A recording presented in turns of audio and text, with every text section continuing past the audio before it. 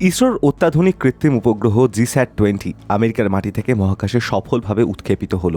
ভারতীয় সময় অনুসারে সোমবার মধ্যরাতে ফ্লোরিডার কেপ ক্যানাভেরাল থেকে এটি উৎক্ষেপণ করেছে ইলন মাস্কের সংস্থা স্পেসএক্স।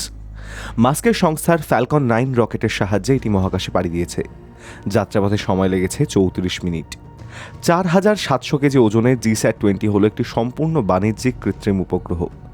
দেশের প্রত্যন্ত গ্রামাঞ্চলে ব্রডব্যান্ড ইন্টারনেট পরিষেবা এবং মাঝ আকাশে বিমান যাত্রীদের ইন্টারনেটের সুবিধা দেওয়ার লক্ষ্যে এই কৃত্রিম উপগ্রহটি তৈরি করেছে।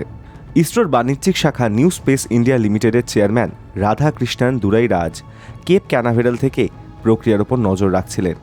তিনি জানিয়েছেন, উৎক্ষেপণ সফল হয়েছে এবং কৃত্রিম উপগ্রহটি নির্দিষ্ট কক্ষপথে প্রতিস্থাপিত হয়েছে। দেশের ইন্টারনেট ব্যবস্থাকে আরও উন্নত করতে 14 বছর ধরে পরিষেবা দেবে ইসরোর তৈরি জিস্যাট-20 কৃত্রিম উপগ্রহ।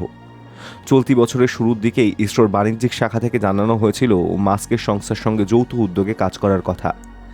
এর আগে ইসরো এককভাবে বিভিন্ন কৃত্রিম উপগ্রহ উৎক্ষেপণ করেছে, কিন্তু জিস্যাট-20-র ওজন তুলনামূলকভাবে অনেকটাই বেশি। সেই কারণে মাস্কের স্পেসএক্সের সহযোগিতায় এটিকে মহাকাশে পাঠানো হয়েছে। ইসরো এবং স্পেসএক্সের যৌথ উদ্যোগে এটি প্রথম উৎক্ষেপণ। সোমবার মধ্যরাতে কেপ ক্যানভেরালের স্পেস কমপ্লেক্স 40 থেকে উৎক্ষেপিত হয় ইসরোর এই কৃত্রিম উপগ্রহ। এই অঞ্চলটি আমেরিকার মহাকাশ বাহিনীর অধীনে রয়েছে।